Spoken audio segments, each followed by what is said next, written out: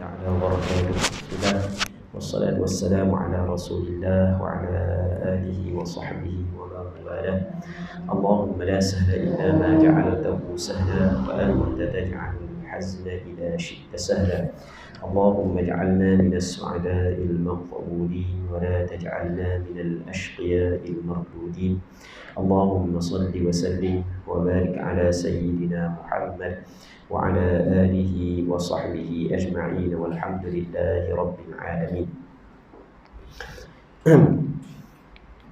InsyaAllah kita cuba bincang lagi daripada buku soal jawab fiqh ibadah bab taharah, darah wanita dan solat.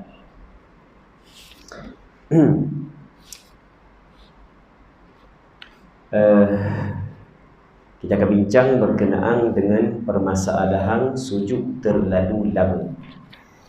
Soalannya, adakah batal solat makmum jika dia sujud terlalu lama dalam sujud terakhir sehingga imam selesai membaca selawat dalam tasyahud akhir?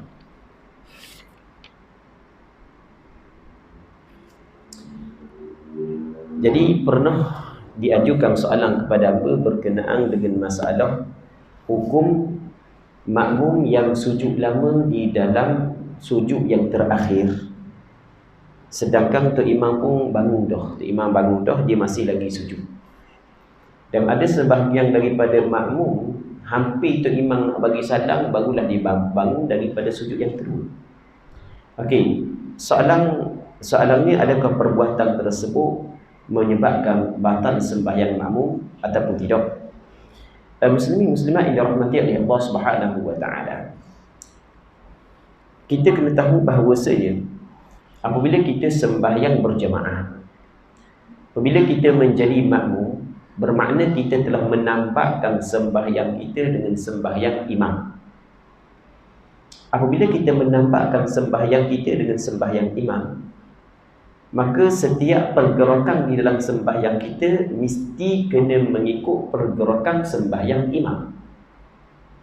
Nabi SAW bersabda dalam sebuah hadis, "Innama ju'ila al-imamu liyutamma bih."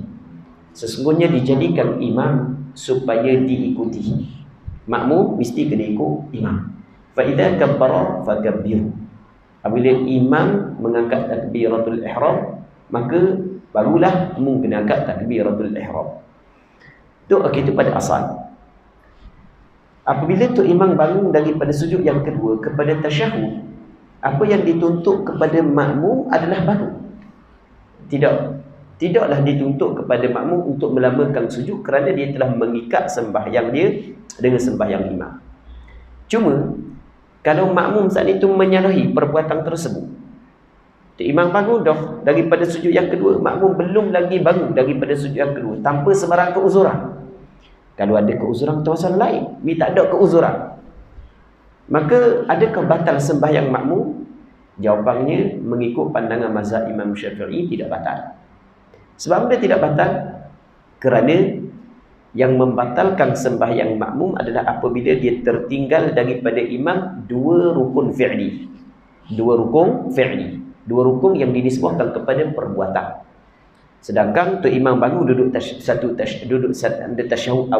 akhir, hanya satu saja rukun fi'li itu. Sebab dia tidak batal sembahyang. Baik. Jadi yang berada jawablah masalah ni. Berkata-kata tidak batal. Asasnya seorang yang solat sebagai makmum dikira telah mengikat solatnya dengan imam. Justru apabila si imam melakukan satu rukun, maka makmum juga perlu melakukan rukun tersebut.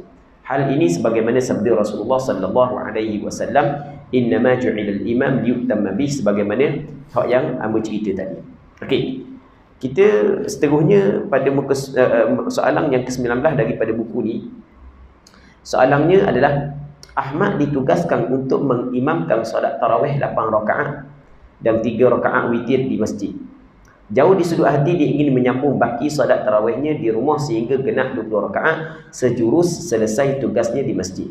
Persoalannya, bolehkah begitu walhal dia telah pun solat witir? Setahu saya, jika sudah solat witir, maka tidak boleh melakukan apa-apa solat sunat memandangkan witir dianggap penutup solat sunat.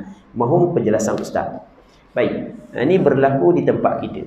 Kita kalau kita tengok sejarah sembahyang tarawih di tempat kita, kalau kita ingatlah dulu, kita rasa masa zaman hamba kecil dah. Kawasan kawasan Kuala Terengganu, hamba tak tahulah kawasan Mamang. Hamba cerita kawasan Kuala Terengganu.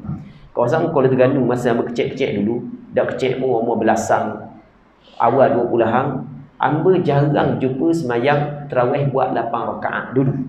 Sini pun hamba tak tahu sini. Sini pun ada sini dulu. Memang 20 banyakkan jarang buat 8 rakaat kan. Ke sini buat 8 rakaat dah dulu. Hamba ingat tempat hamba lah kawasan Kuala Terengganu. Jadi kalau dulu memang payah nak cari mana buat 8 rakaat dulu. Baik. Lepas daripada tu ada beberapa buah masjid, beberapa buah surau buat 8 rakaat.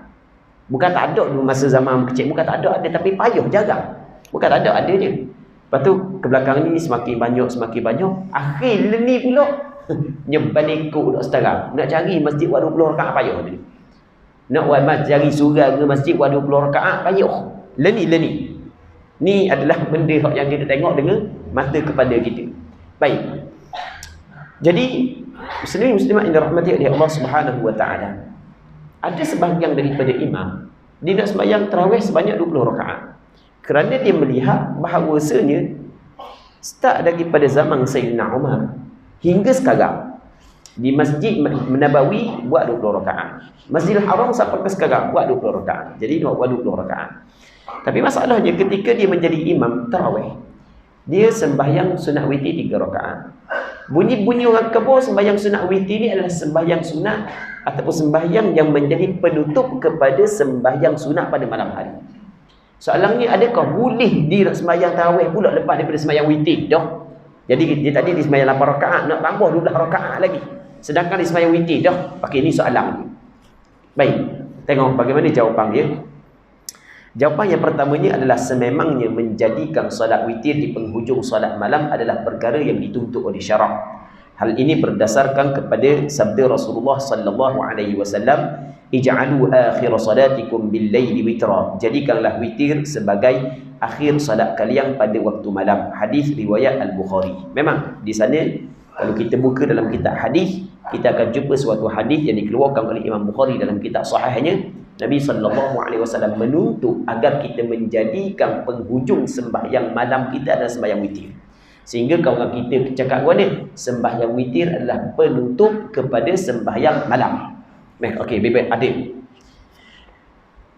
Okey, katanya namun tidak ada larangan bagi individu yang telah solat witir untuk mengerjakan apa-apa solat sunat selepasnya.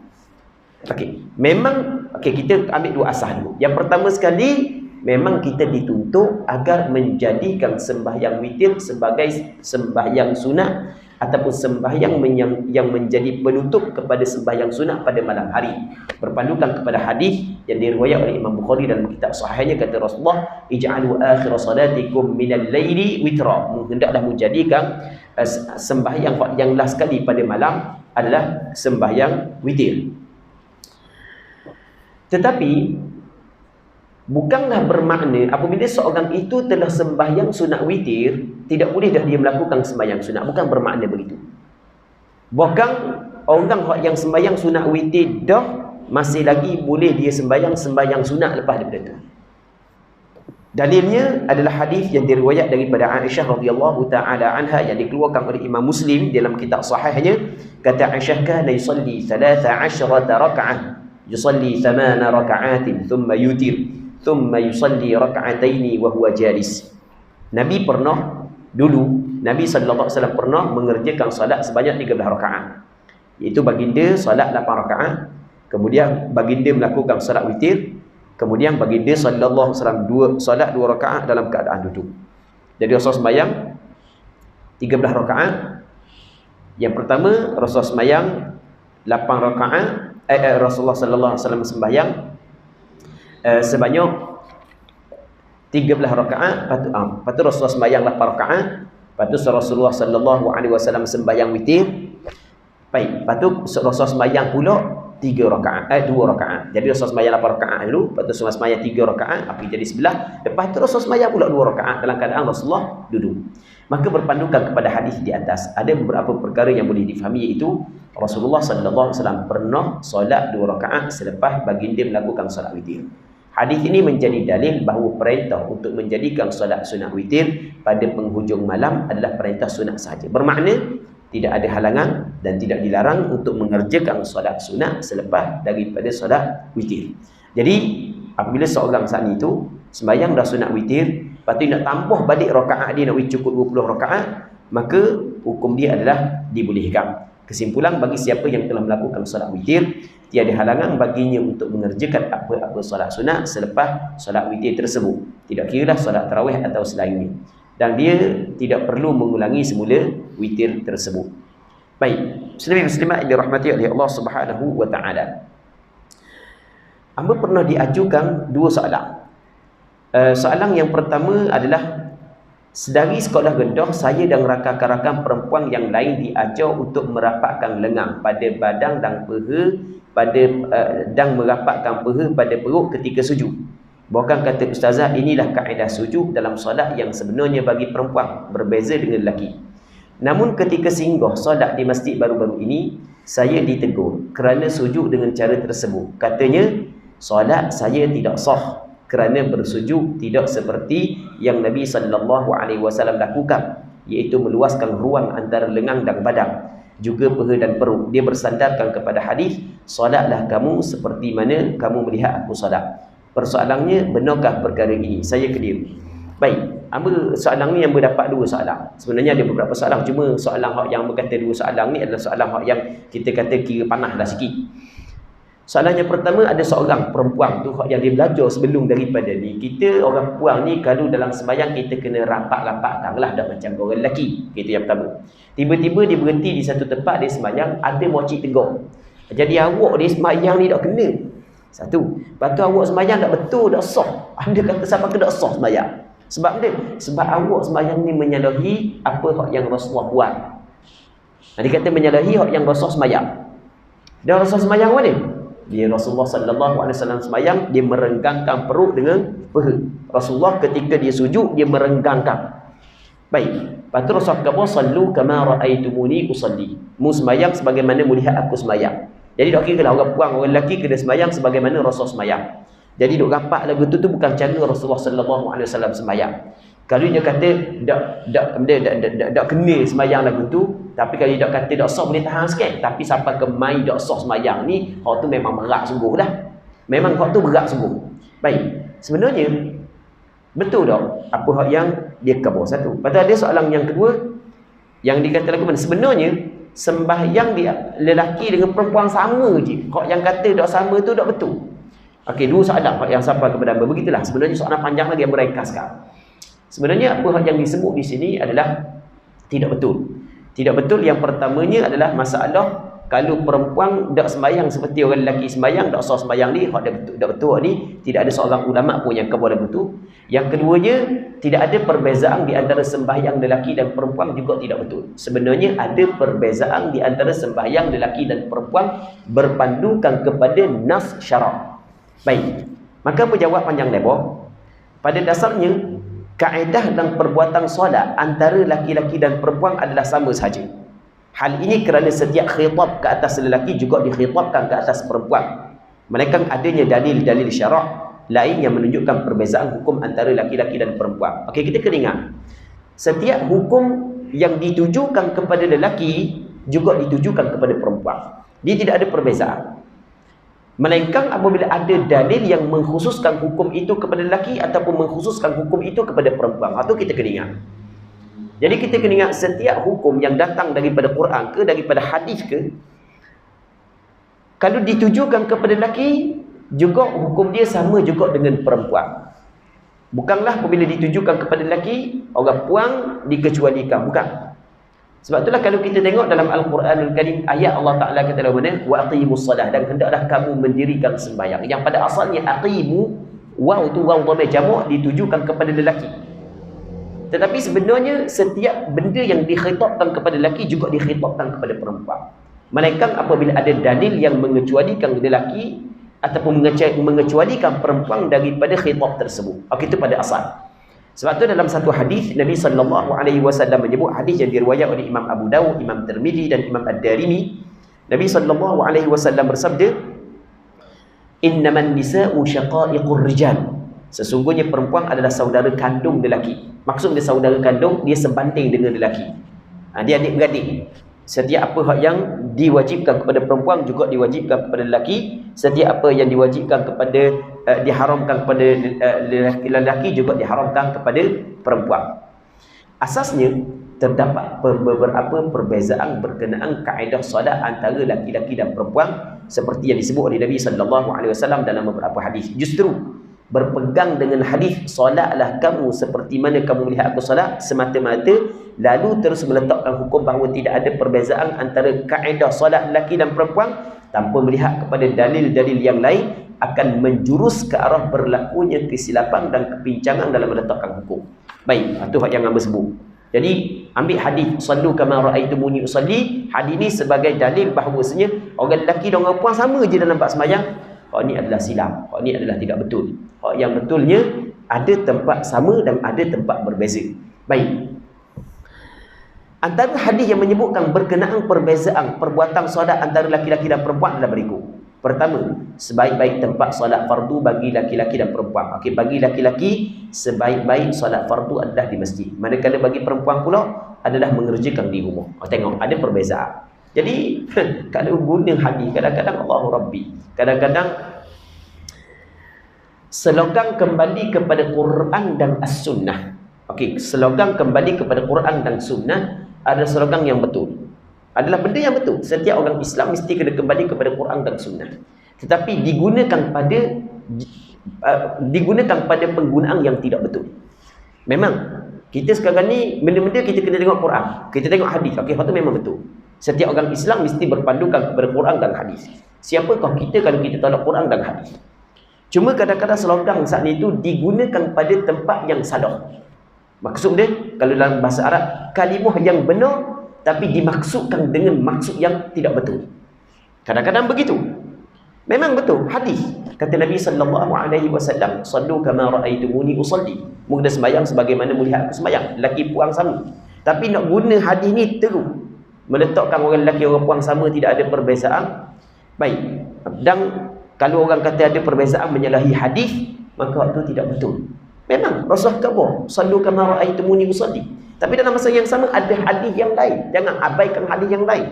Jangan abaikan bagaimanakah ulama memahami hadis.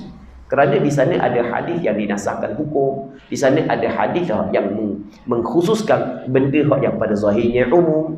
Ada perbincangan yang dibincang dalam usul fiqh. Baik, cuba tengok. Ambo mari beberapa perbezaan. Jadi kalau kata tidak ada perbezaan di antara sembahyang laki-laki dan perempuan, ini tidak betul sebenarnya. Kalau kaji hadis secara mendalam, maka kita dapati bahawasanya terlalu banyak dalil yang mengatakan ada beberapa sudut bahawasanya sembahyang perempuan berbeza dengan sembahyang lelaki. Sebagai contoh, orang lelaki afdal sembahyang fardu di masjid, manakala perempuan afdal sembahyang fardu di rumah. Bukan maksud afdal ni sampai ke dosa di sembahyang masjid dah. Begitu afdal. Kata Nabi SAW, ayyuhan nas sallu fi buyutikum fa inna afdalas salati salatul mar'i fi baiti. Wahai manusia, sembahyanglah di rumah kamu. Sesungguhnya seafdal-afdal seorang itu sembahyang di rumah dia illal maktubah, melainkan sembahyang fardu. Okey, ini untuk orang lelaki. Manakala orang puan pula, kata Nabi SAW, la tamna'u nisa'akumul masajid, tapi wa buyutuhunna khairul lahun. Mu jangan, wahai orang lelaki, mu jangan halang binimu, anak puangmu untuk mendatangi masjid. Tetapi rumah mereka adalah lebih baik bagi mereka untuk solat. Hadis riwayat Ahmad dan Abu Dawud. Pertama lagi juga hadis yang diriwayat daripada Ummu Humaid, yang mana kata Ummu Humaid, ya Rasulullah, inni uhibbus salata ma'ak. قال قد علمت أنك تحبين الصلاة معي وصلاتك في بيتك خير لك من صلاتك في حجرتك وصلاتك في حجرتك خير من صلاتك في دارك وصلاتك في دارك خير لك من صلاتك في مسجد قومك وصلاتك في مسجد قومك خير لك من صلاتك في مسجدي. Tengok kata Rasulullah, wahai Rasulullah, kata Ummu Humaid, sesungguhnya aku suka salat bersama wahai Rasulullah. Maka baginda sallallahu alaihi wasallam berkata, sesungguhnya aku tahu bahawa engkau suka salat bersamaku, namun salatmu di tempat engkau bermalam itu lebih baik berbanding salatmu di dalam bilikmu. Dan solatmu di dalam bilikmu lebih baik berbanding solatmu di dalam kediamanmu. Dan solatmu dalam kediamanmu lebih baik berbanding solatmu di masjid kampungmu. Dan solatmu di masjid kampungmu lebih baik berbanding solatmu di masjidku. Hadis riwayat Ahmad. Baik, begitu juga hadis yang ketiga, kata Nabi sallallahu alaihi wasallam, hadis yang diriwayatkan oleh Imam Ahmad bin Hanbal, khairu masajidin nisa ta'ru buyutihin. Sebaik-baik tempat sujud bagi para wanita adalah di dalam rumah mereka. Okey, itu yang pertama. Okey, perbezaan yang kedua tentang saf. Kita ada saf depan, kita ada saf belakang. Untuk lelaki, saf yang terbaik adalah saf depan. Untuk lelaki. Tetapi untuk perempuan, saf yang terbaik adalah saf belakang. Ini yang disebut oleh Nabi sallallahu alaihi wasallam. Sudut susunan saf berbeza.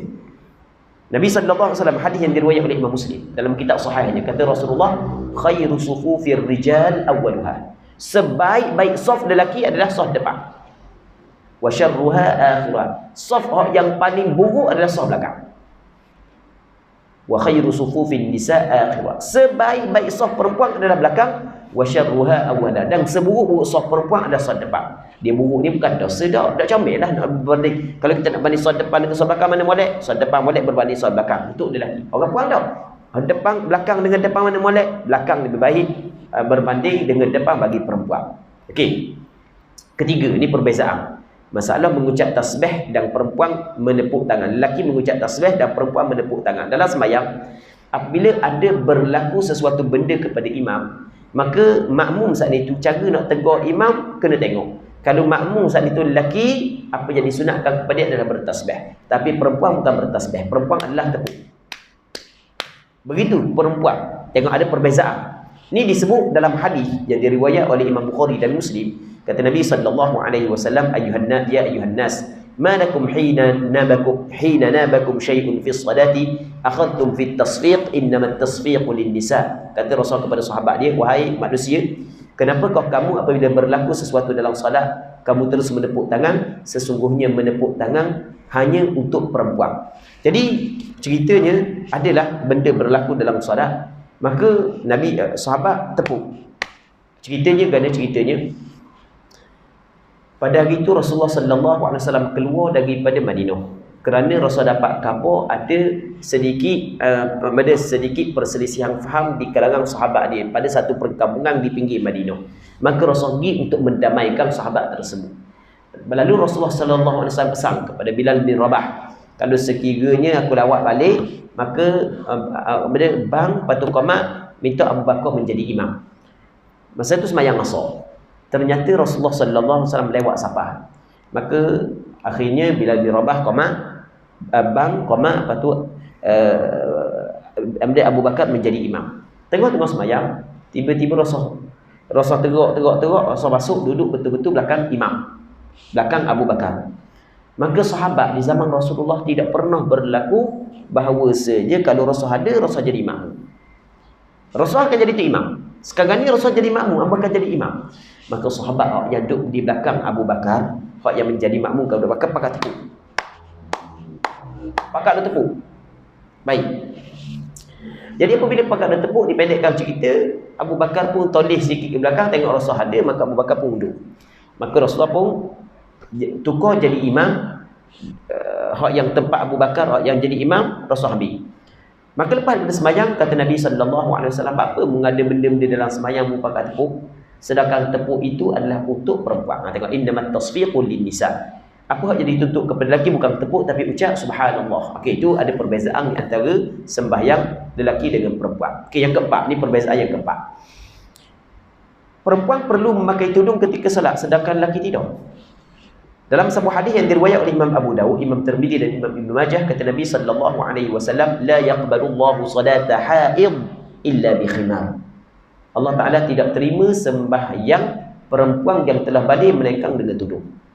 Kalau orang perempuan tu balik mesti kena tutup rambut Ada orang lelaki wajib kena tutup rambut? Tak kapiah pun tak apa. So kata kapiah pun tak apa takkan. Orang lelaki, kita tengok ada perbezaan di antara sembahyang lelaki dengan sembahyang perempuan. Begitu juga perempuan perlu menutup kaki ketika solat, sedangkan lelaki tidak. Dalam hadis yang diriwayat oleh Imam Abu Daud daripada Ummu Salamah, Pernah Ummu Salamah tanya Rasulullah, sa'altu Nabiy sallallahu alaihi wasallam, "Atusalli al-mar'atu fi dir'in wa khimarin wa laysa 'alayha izar?" Qal, "Idza kanat ad-dir'u sabighan yughatti dhuhura qadamayha." Maksudnya, adakah seorang perempuan itu boleh solat dalam keadaan memakai baju dan tudung kepala saja tanpa memakai kain sarung? Okey, dia pakai baju dalam, lepas tu pakai tudung, kain sarung tak pakai, kain lah, kain yang dia pakai di antara pusat dengan bawah. Tak pakai? Baginda sallallahu alaihi wasallam menjawab, boleh, boleh, tak ada masalah. Tapi dengan syarat, jika bajunya itu labuh sehingga menutup zahir bahagian atas kedua kaki. Dia mesti kena tutup kaki. Boleh kalau tak mau pakai kain, tapi baju mesti kena labuh, tutup bahagian atas dua kaki dia. Baik. Adakah orang lelaki mesti kena tutup kaki? Tak. Bahkan orang lelaki yang paling comel, yang dituntut oleh Rasulullah adalah memakai kain di tengah betih.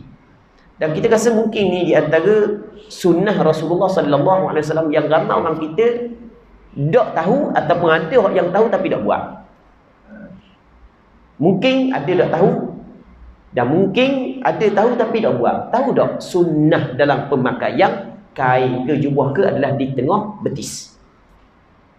Buka dalam kitab-kitab hadis ni disebut izratul mu'min, kata Nabi sallallahu alaihi wasallam. Cara memakai kain orang beriman adalah hingga kepada tengah betih. Tapi orang puang dalam sembahyang tak boleh gitu. Orang puang tak boleh, mesti kena tutup kaki. Tengok ada perbezaan di antara orang lelaki dan orang puang. Okey, keenam. Antara perbezaan di antara lelaki dan perempuan, lelaki boleh menjadi imam kepada lelaki sedangkan perempuan tidak. Lelaki boleh menjadi imam kepada lelaki dan boleh menjadi imam kepada perempuan, manakala perempuan hanya boleh menjadi imam kepada perempuan, tidak boleh menjadi imam kepada lelaki. Baik. Berkenaan dengan kedudukan lelaki dan wanita ketika rokok dan sujud, adakah sama? Okey, berkenaan dengan permasalahan ini, para ulama fiqh sebenarnya berselisih pandangan dalam menetapkan hukumnya. Penjelasannya seperti berikut. Pertama, tidak ada perbezaan. Memang ada pandangan sebahagian daripada ulama fiqh mengatakan bahawasanya orang puang cara dia rokok, cara dia sujud macam mana orang lelaki buat. Orang lelaki rokok warna, orang lelaki sujud warna, gitu orang puang buat. Ini mengikut pandangan sebahagian daripada ulama. Baik, sebahagian ulama fiqh berpandangan bahawa tidak ada perbezaan antara kedudukan lelaki-lelaki dan perempuan ketika rokok dan sujud. Bermakna sebagaimana disunatkan bagi lelaki untuk merenggangkan anggotanya ketika sujud, begitu juga hukumnya bagi wanita. Okay, itu pandangan yang pertama. Kedua, pandangan yang kedua, ada perbezaan. Siapa pandangan yang kedua? Pandangan yang kedua adalah pandangan majoriti ulama fiqh. Kebanyakan ulama fiqh, bukan mazhab Imam Syafi'i sahaja. Sebab itulah orang yang kata orang puang semayang tak macam orang lelaki duk rapat situ, kepik situ tu, duk kena, duk sah saat itu, memang tak betul. Orang tu bermasalah sebenarnya. Sebab ini adalah pandangan majoriti ulama fiqh.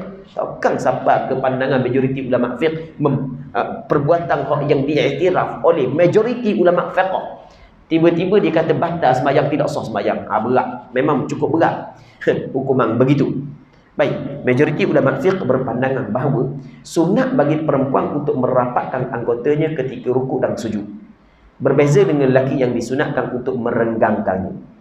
Okey, perkara penting yang wajib kita fahami ialah khilaf dalam permasalahan ini bukan khilaf antara wajib atau haram. Bukan juga berkait dengan sah atau batalnya solat. Ia hanyalah khilaf antara pilihan yang lebih afdal. Ini kita kena faham. Khilaf. Setengah ulama kata renggang bagi perempuan, setengah ulama kata rapat. Ini bukan kata wajib ataupun haram. Bukan khilaf di antara wajib dan haram. Bukan khilaf di antara sah ataupun batal solat. Tak, bukan. Dia khilaf antara mana lebih afdal. Orang lelaki sembahyang rapat macam orang puang, sah sujud dia, tapi tidak afdal. Orang puang sembahyang buka, baik, sah sembahyang dia, tapi tidak afdal mengikut pandangan majoriti ulama fiqh. Ini bermakna jika perempuan itu memilih untuk merapatkan anggota tubuhnya ketika rokok dan sujud ataupun merenggangkannya seperti lelaki, kedua-dua pilihan tersebut masih tidak terkeluar daripada hal rokok dan sujud. Masih lagi dikirakan rokok dan sujud. Atas sebab inilah kedua-dua pandangan tersebut sepakat bahawa solatnya tetap sah. Tidak kira pandangan mana yang dipilih. Ini kerana perkara khilaf antara mereka hanyalah berkisar perihal afdal ataupun tidak sahaja. Tambah pula tidak ada dalil sarih, dalil jelas dan sahih daripada Nabi sallallahu alaihi wasallam yang secara khusus menuntut agar perempuan perlu merenggangkan atau merapatkan anggotanya ketika rukuk dan sujud. Kalau kita cari dalil daripada Quran, daripada hadis, tidak ada dalil yang sahih, yang sharih, yang jelas meletakkan orang puan dalam sembahyang mesti kena renggang ataupun puan dalam sembahyang mesti kena rapat. Tak ada. Melainkan beberapa hadis yang dinilai dhaif oleh para ulama hadis. Penjelasannya seperti berikut. Hadis riwayat Atha bin Al-Ajlan daripada Abu Nadrah Al-Abdi daripada Abu Sa'id Al-Khudri annahu kana ya'muru rijala an yatajafaw fi sujudihim wa ya'muru an-nisa yankhafidna fi sujudihin. Maksudnya Nabi SAW memerintahkan kaum lelaki supaya meluaskan lengan tangan mereka ketika sujud dan memerintahkan kaum wanita supaya menjaga, maksudnya merapatkan lengan mereka pada ketika sujud. Hadis ini dinilai munkar oleh Imam Baihaqi. Okey, ini hadis dhaif. Kita cerita dah. Yang kedua, hadis riwayat Abul Muti' Al-Hakam bin Abdullah Al-Balkhi daripada Umar daripada Mujahid daripada Abdullah bin Umar bahawa Nabi SAW bersabda, "Idza jalasatil mar'atu fi sholati wada'at fakhidaha ala fakhidaha al-ukhra wa idza sajadat al-saqat batnaha fi faqidaiha ka'astari ma yakunu laha wa inna Allah ta'ala yanzuru ilaiha wa yaqul ya malaikati ushidukum anni qad ghafartu laha." Apabila seorang wanita duduk, maka hendaklah dia meletakkan pahanya di antara kedua pahanya, dan apabila sujud dia menekan perutnya pada pahanya seperti apa yang lebih tertutup untuk dirinya. Sesungguhnya Allah Ta'ala melihatnya dan berkata, "Wahai malaikatku, aku menyaksikan kamu, sesungguhnya aku telah mengampunkan dosanya." Hadis ini riwayat Imam Baihaqi dalam kitab Sunan Al-Kubra, juga hadis dhaif. Hadis riwayat Yazid bin Abu Habib bahawa Nabi SAW melalui dua wanita yang sedang solat, lalu baginda berkata, "Iza sajadtuma fadumma ba'dal lahmi ila al-ard fa innal mar'ata laysat fi dhalika karrajul." Apabila kamu sujud, tekanlah sebahagian daging badan ke bumi, sesungguhnya wanita tidak sama seperti lelaki dalam hal itu. Hadis ini diriwayat oleh Imam Abu Daud dan Imam Baihaqi. Baik, juga hadis ini adalah hadis dhaif. Baik, memang ada hadis dhaif, tapi semua hadis yang menyatakan kena rapat semua dhaif. Sebahagian ulama fiqh melihat bahawa asal perempuan adalah mabnaha ala satr, yang bermaksud perempuan ni adalah mesti kena tertutup. Justru bersesuaianlah dengan perempuan untuk merapatkan anggotanya ketika rokok dan sujud. Perkara ini dijelaskan dalam beberapa kitab seperti berikut. Imam Syafi'i menjelaskan dalam kitab Al-juzuk yang pertama halaman 138. Sesungguhnya Allah Ta'ala telah mendidik para wanita dengan bertutup. Begitu juga lah Rasulullah mendidik mereka. Aku suka perempuan yang merapatkan sebahagian anggotanya pada sebahagian yang lain di dalam sujudnya, dan dia merapatkan perutnya pada kedua pahanya, dan dia bersujud dengan keadaan yang paling menutupi sesuatu yang ada baginya. Dan seperti ini juga aku suka perempuan melakukan demikian dalam rakaat, duduk serta keseluruhan solatnya, bahawa ketika solatlah dia paling menutupi sesuatu yang ada untuknya. Baik, jadi apa yang disebut oleh Imam Syafi'i, bahawasanya Imam Syafi'i berpandangan sunat perempuan merapatkan anggota dia ketika sembahyang. Begitu juga dijelaskan dalam Masail Abi Dawud bahawa Imam Ahmad bin Hanbal pernah berkata, "Sa'altu Ahmad 'anil mar'ati kaifa tasjud? Qala tadummu fakhidaiha. Qultu li Ahmad fajulusuha mithlu julusir rajul? Qala la." Aku pernah bertanya kepada Imam Ahmad, kata Imam Abu Dawud, aku telah bertanya kepada Imam Ahmad berkenaan bagaimana cara sujud perempuan. Beliau menjawab, perempuan perlu merapatkan kedua pahanya. Aku bertanya lagi, adakah duduknya sama seperti duduk lelaki? Beliau menjawab, tidak sama. Okey, ini daripada Imam Ahmad bin Hanbal. Baik, begitu juga pandangan Imam Malik. Pandangan Imam Malik disebut di dalam kitab An-Nawadir li Ibni Abi Zaid Al-Qayrawani. Jadi kesimpulan, bahawasanya majoriti ulama, panjang lagi kalau nak baca ni panjang lagi, kesimpulan majoriti ulama mengatakan perempuan sunnah lebih afdal rapat berbanding dengan buka, walaupun bagaimanapun masih lagi ada pandangan ulama yang mengatakan afdal bagi perempuan kena renggang masa ketika sujud dan ketika rakaat. Jadi pandangan yang mengatakan tidak sah sembahyang perempuan kalau dia rapat, pandangan itu adalah tidak betul sebenarnya. Tidak ada ulama yang berpandangan seperti sedemikian. Seterusnya muslimin muslimat yang dirahmati oleh Allah Subhanahu wa taala. Terlajak sujud tanpa rokok. Disebabkan terlalu mengantuk, saya terus sujud selepas membaca Al-Fatihah tanpa rokok terlebih dahulu. Apa yang perlu saya buat? Adakah berdiri semula untuk rokok dan sujud seperti biasa? Ataupun teruskan sahaja sujud tersebut tanpa rokok dan sujud sahwi di akhir solat? Baik, dia cerita lagu mana cerita dia. Dia mengantuk sangat. Lepas daripada baca Fatihah, dan rokok terus sujud. Allahu Rabbi. Jangan main benda dang nak kena kan. Nak kena tengah sembahyang ngantuk sangat, lepas daripada baca Fatihah terus rokok. Terus sujud, dak rokok setengah. Benda yang perlu dibuat? Jawapannya ya, wajib kembali kepada qiyam untuk rokok. Pada dasarnya individu yang solat bersendirian atau sebagai imam, jika dia tertinggal satu rukun solat seperti rokok dan seumpamanya, kemudian dia teringat hal tersebut sebelum sampai kepada rukun rokok dalam rakaat seterusnya, maka wajib ke atasnya untuk bangun semula dan rokok. Pada masa yang sama disunatkan ke atasnya untuk sujud sahwi sebelum memberi salam. Hal ini sebagaimana yang dinyatakan dalam kitab Al-Fathul Mu'in. Buat mari daripada kitab Fathul Mu'in. Okey, cerita dia lagu mana? Ataupun jawapan dia lagu mana? Kayak gini. Orang yang sembahyang seorang diri dan orang yang jadi tu imam, kalau sekiranya dia tertinggal satu rukuk, dia terlupa sehingga dia tinggal satu rukuk, maka apabila dia ingat, wajib kepada dia kena kembali kepada rukuk yang ditinggalkan. Jadi orang tu lepas daripada baca Fatihah terus turun pada sujud. Baru tu ingat, lah aku nak sujud. Aku nak rokok saat ni. Apa yang diwajibkan kepada dia? Bangun berdiri mula rokok, tidak balik. Okey, tu apa yang dituntut kepada orang yang jadi itu imam dan orang yang jadi orang yang sembahyang seorang diri. Muslimin muslimat yang dirahmati oleh Allah Subhanahu wa taala. Tu hak yang perlu dibuat. Lepas tu selagi lepas daripada ataupun sebelum daripada salam, sunat dia sujud sahwi sebanyak 2 kali sujud.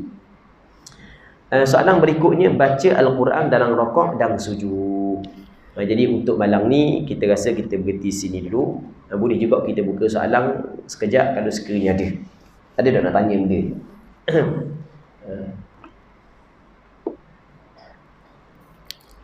Okey, ada muslimat ada soalan, kita cuba jawab soalan muslimat kejap.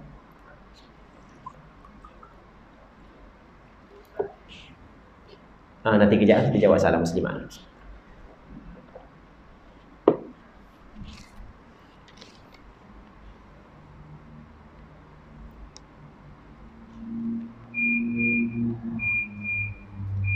Assalam, mohon pencerahan, adakah maksud sebaik-baik soft bagi wanita di bahagian belakang?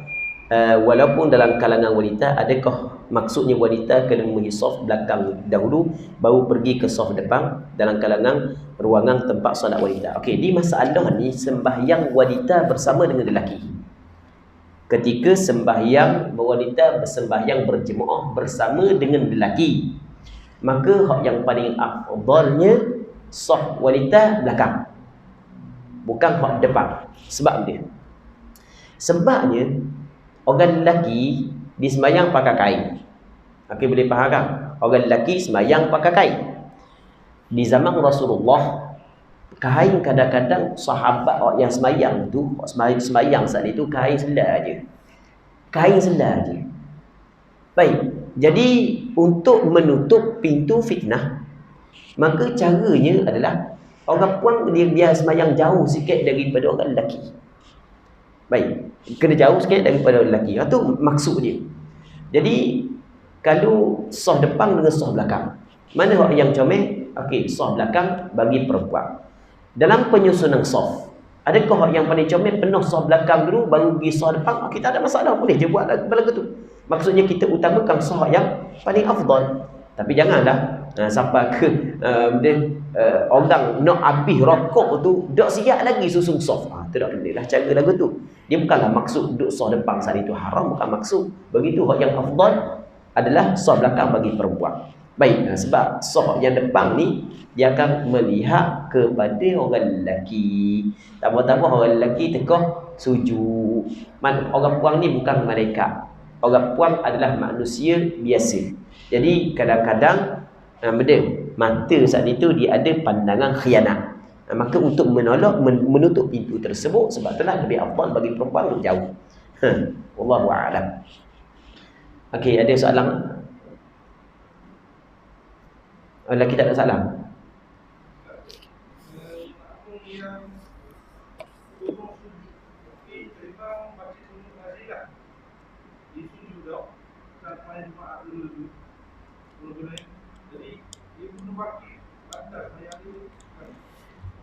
Okey.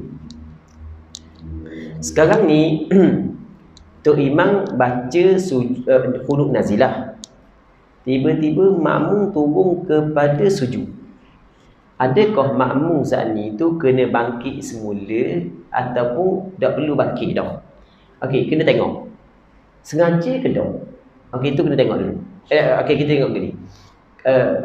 Kalulah dia sampai dah kepada sujud, dia sampai dah kepada tempat sujud. Kalau sengaja dia buat lagu tu, maka tidak menjadi masalah.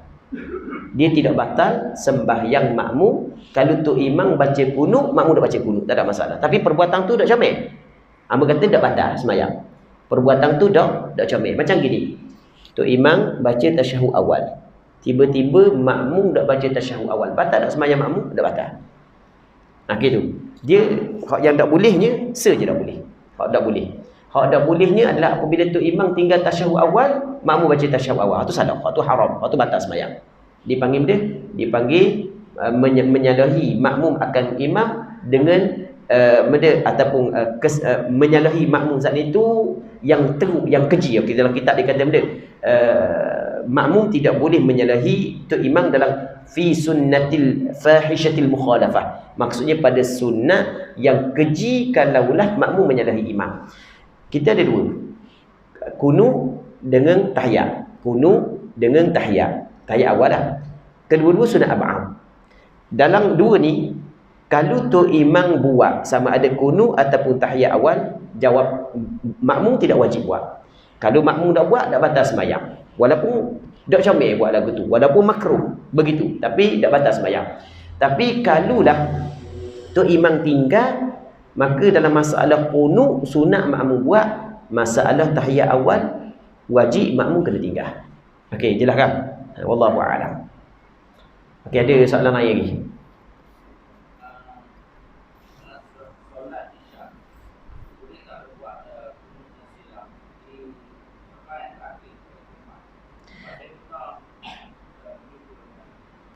Okey, dia kita gini, dia kunut, dia ada tiga. Yang pertamanya nama dia kunut subuh, yang keduanya kunut witir, yang ketiganya kunut nazilah.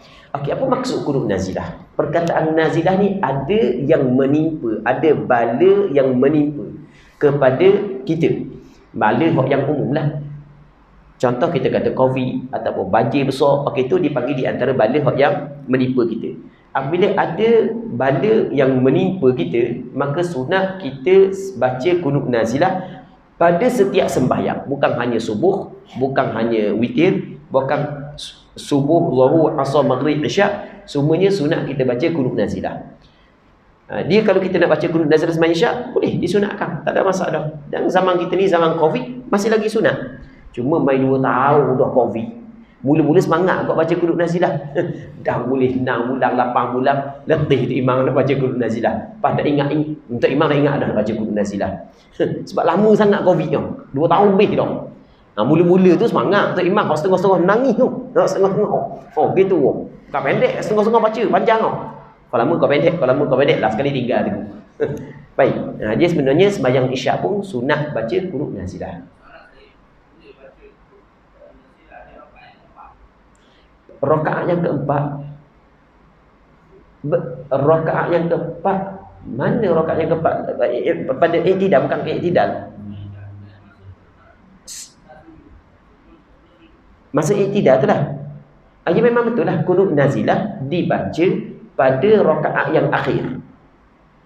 Kalau sembahyang maghrib pada rakaat yang ketiga, sembahyang isyak rakaat yang keempat, sembahyang zuhur rakaat yang keempat, sembahyang asar rakaat yang keempat. Betul dah. Wallahu a'lam. Ada lagi soalan lain? Tak ada, kita berhenti ya. Ada. Kalau misalnya dia sengaja untuk tinggal kunut, maka tak perlu undur lah. Kalau sengajalah.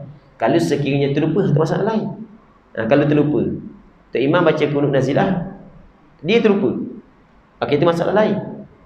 Baik. Cuma kalau masalah terlupa tu, kalau dia belum sampai kepada sujud, maka boleh dinaik. Kalau sampai kepada sujud, hamba dah ingat. Kalau sampai kepada sujud, kena tengok semula. Wallahu a'lam. Sebab kalau bab tahiyat, kalau dia sampai kepada qiyam, kalau dia terlupa, wajib kena turun semula. Kalau misalnya bab tahiyat, berbeza dengan sengaja. Sengaja dia turun dah. Sebab dia bila terlupa, kalau bab tahiyat kan, untuk imam baca tahiyat, dia terlupa bangun. Dia boleh turun mula. Sebab dia boleh turun mula, sebab masa dia buat terlupa saat itu tidak dikirakan.